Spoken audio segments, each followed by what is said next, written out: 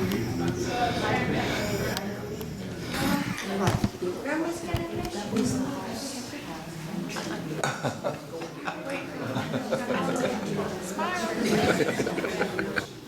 evening. Welcome to Mariposa History Museum. My name is Ken Boucher. I presented the first one of this series several months ago now. And I've been to all of them, and they're really great. And anyway, tonight we have Gary Colliver and Glenn Denny, who did a film, and it was in 1968, is that right? You did the film? 1968. This was, you know, within a year of only the 10th ascent of the nose. And anyway, that was a time I did the 8th ascent, and Glenn and Gary did like the 4th or 5th. Third and fourth. Third and fourth. So anyway, they were ahead of me by a couple of years, and anyway, so they made this great film on the nose of El Cap, and really it speaks for itself. It's a time long gone, and the skills and techniques that were then are long gone as well now, to a large degree. But anyway, so here's Gary Colliver. He was on the climb, and Glenn was mostly did the filming. And so I'll turn it over to Gary, I guess, here. Thank you, Ken. Get my light, yourself out of the light there. Good evening, everybody. It's a pleasure to see you all and to be able to be here and share this historic movie that was made. Glenn will talk about that in a couple of minutes. I'm going to just say a few words from the climbing perspective. I started climbing in the Yosemite Valley in the fall of 1961, and dropped out of college to go and work there and learn to climb in the winter of '62. And Glenn and Warren were the first climbers that I met there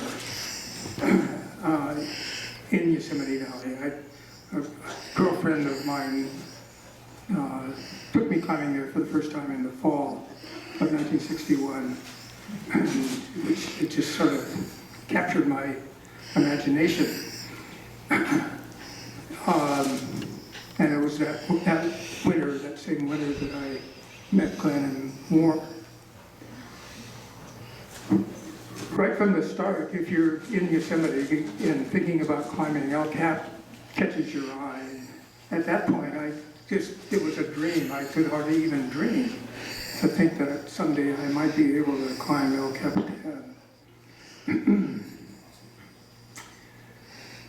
Climbing it back then, as Ken alluded to, I was fortunate enough to make the 4th ascent. The first ascent was finished in 1959. 58? First ascent? 58. 58. The second ascent was in 62, 61. 60. Third ascent was in 63, and the 4th ascent was in 65. Now, there's often more ascents made in a day than there was in almost a decade back then. Our equipment was significantly different, particularly our shoes, but also a lot of the equipment, our ropes, were heavier, and the gear that we were hauling was heavier. And because we were taking longer, we had to take lots of food and water with us. So, and there's a pulley method of hauling that was invented later that we weren't using. So we hauled with these heavy bags hanging from our waist, and you'll see that in the movie. So it was typical on a big climb like that, to have 3 people climbing.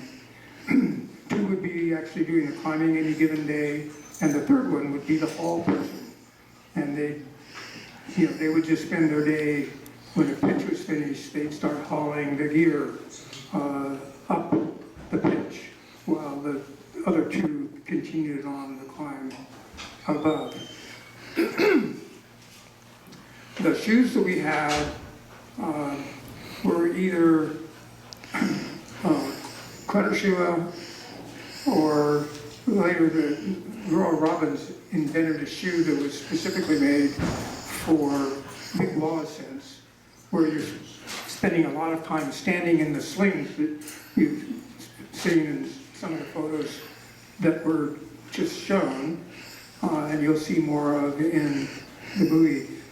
That's a little piece of webbing. It's about 1 inch thick or wide. You stand in those with the soft clutter shoe for a long time, and it really starts bothering your feet.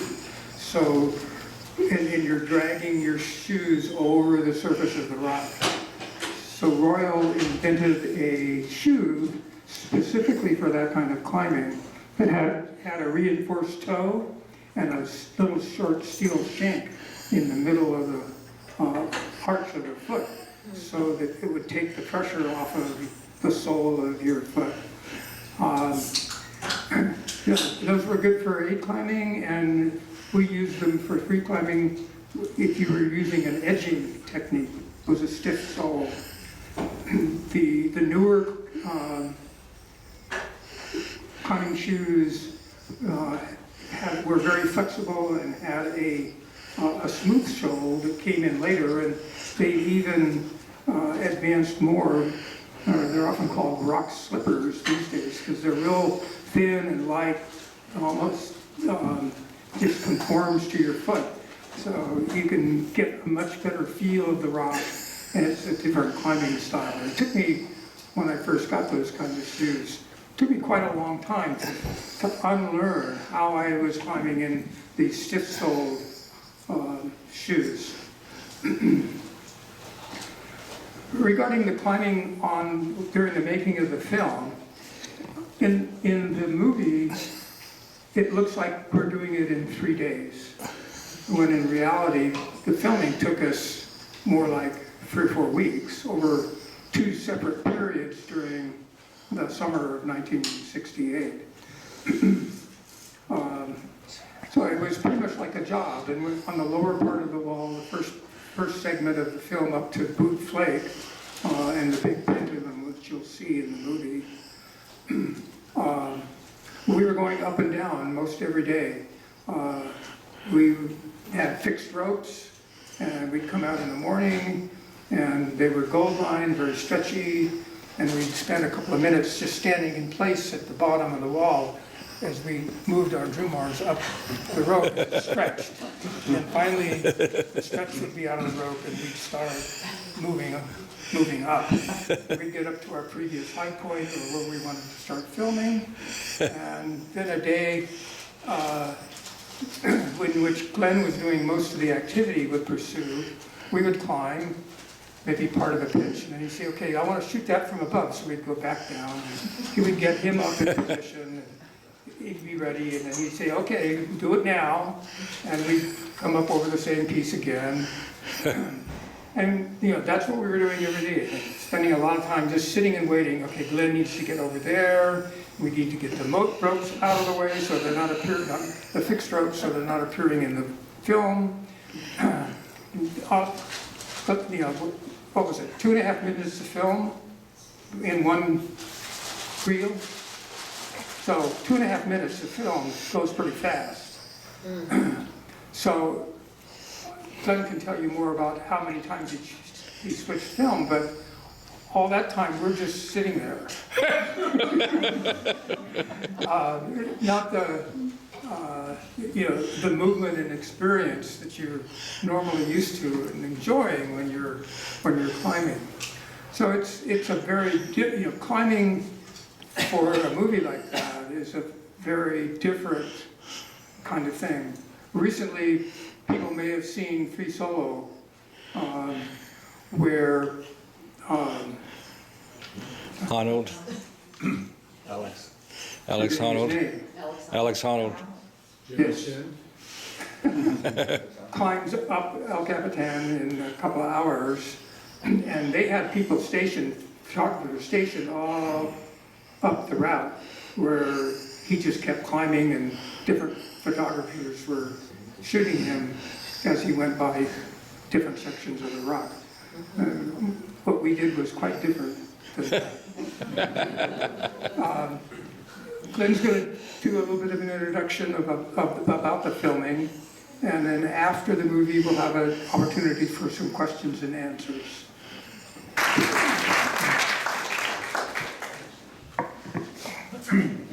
Okay, thank you, Gary.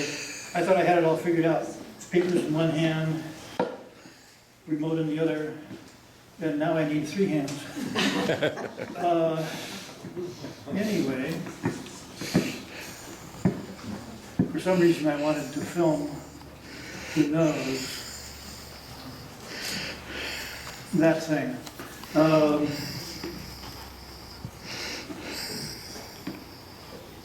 I had done the third ascent. Well, it was first, as Gary said, first climb in 58.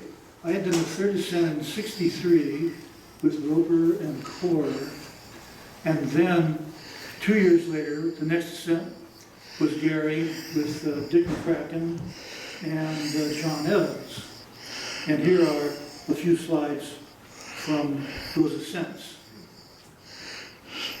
Here's Roper with our baggage. We wore white clothes and white sailor hats so we wouldn't get destroyed by the hot sun.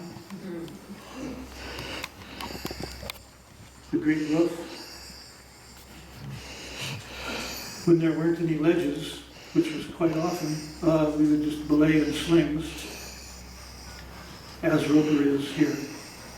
This is a couple pictures from the top, and the next shot is taken from this place looking down Wow. to the ground. It's 2,500 feet below. And the last bivouac ledge, Camp 6, is right there. So we knew the climb well, and that was a good thing because that allowed us to concentrate just on the problems of the filming, and there were lots of problems. This is Gary, McCracken, and Evans on the 4th ascent. A few pitches up, I took this from the ground. This person here is Gary. And in the next shot, that's Gary running across the wall, trying to reach Stove Leg Crack here, which is the continuation of the route.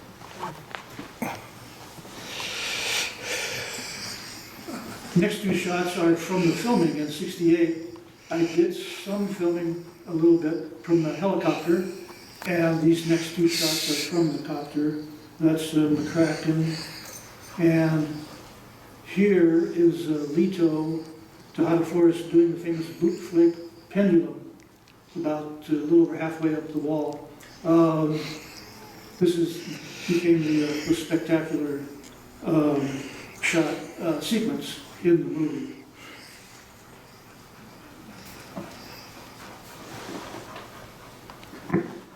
The film's style. From the beginning, we had decided it would not be a standard documentary with voiceover narration explaining everything as documentaries did at that time. We wanted to present the experience itself, not a lecture about it. The sound should come directly from the climbers in casual speech, the way it actually happens on a climb. Later, I enjoyed Doug Robinson's review of the film in Outdoor Magazine, where he said, quote, "Fortunately, climbing is not explained." The first thing you'll notice in the film is the presence of all those pitons. This was before nuts and cams were invented for climbing. Back then, pitons did just fine. No one imagined the climbing would become so popular that the cracks would start getting worn out from the hammering of all the pitons and something else was needed. So nuts and cams have taken care of that. And the other thing is, you'll see almost all the climbing is aid climbing. That's the way El Cap was. In the 60s, the free climbing evolved very gradually as people got better. You'll see that the shoes look, compared to today, they look kind of heavy and clumsy, which they were. And there wasn't any chalk, and there weren't yet any piton holes that you could stick your fingers in to make it easier.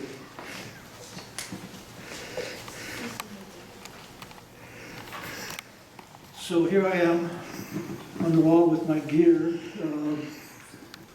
bags of film. This is the seats I would sit in because there were hardly any ledges.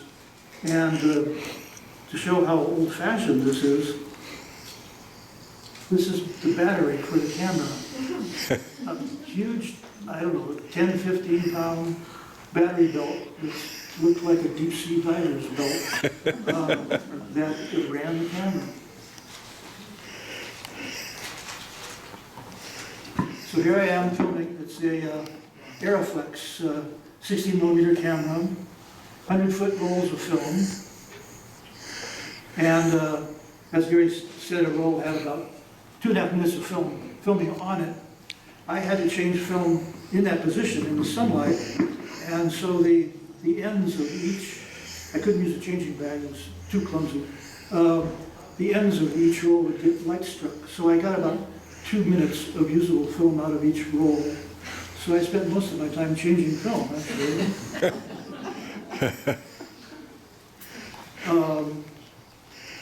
There was, as I was shooting, there was no feedback like you get from video or digital cameras, where you can immediately see what you're getting.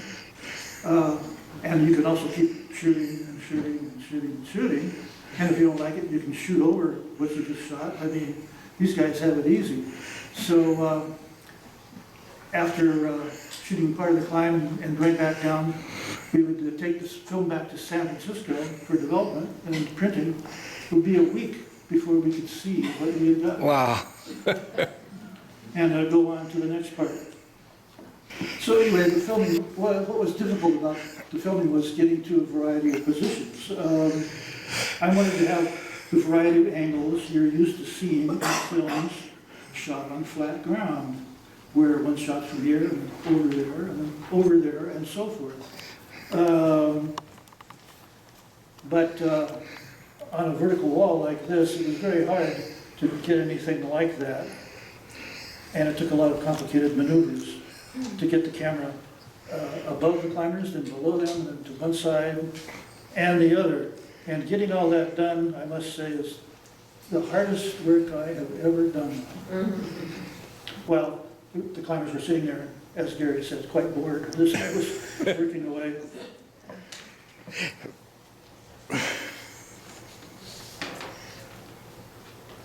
The soundtrack, we wanted the sound to come direct from the climbers with no narration. Sync sound gear at that time called for a huge camera, very heavy, and a very large tape recorder too. The two had to be connected with a cord. There had to be a sound man. And all of this just seemed like too much to cope with up there, as far as I was concerned. Also, some cameras were beginning to have microphones, but they couldn't send a sound signal any great distance. So we came up with a very unique sound system. The climbers had a tiny microphone hidden in the hardware sling right here that picked up their voice, and they wore a special vest under their shirt, and they're wearing this all the time while you see them in the film. The vest had pockets, and in one pocket under one armpit was the transmitter, and under the other armpit was the battery pack, and there was a wire aerial that ran all the way down the leg to the shoe. And in some of the shots, you can see that wire hanging out. The sound went down to a little temporary sound shack we had on the ground where a giant tape recorder was running all the time. Later, another huge labor of editing was putting the sound and the pictures together so what you're seeing is a suggestion of sync sound. It's not actual sync sound, but it's pretty convincing. Anyway, all the sound is 100% authentic. The hardest bit of filming, however, was the swifts. These are small swallow-like birds that fly as fast as rockets, and they live on a cliff and nest in the cracks. I've never seen one perched on anything. I don't know what they do about that. I don't even know if they have any legs. But anyway, after we finished the filming, I went back. I wanted to get some footage of what these birds did because it was so remarkable. So it took me a week to concentrate on getting this footage. I fixed ropes up about 600 feet to a place where they were nesting. And I would go up there each day and stand in slings all day and get acquainted with the birds, and they would get acquainted with me, so they wouldn't be so standoffish, and they would come back. I was learning their habits, and it was incredibly difficult. I mean, they're very small.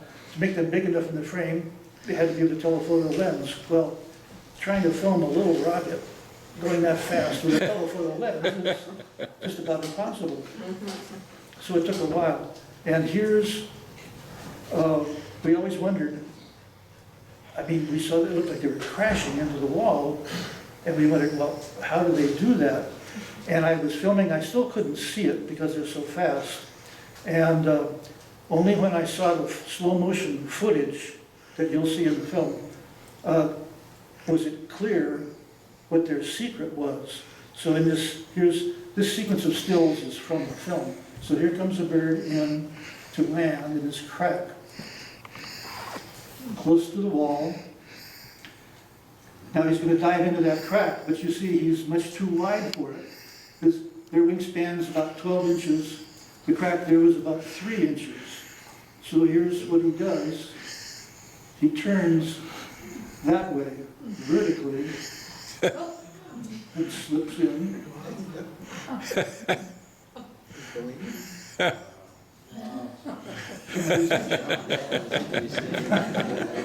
and done at high speed. It's quite amazing. So I hope you enjoy the film. Thank you.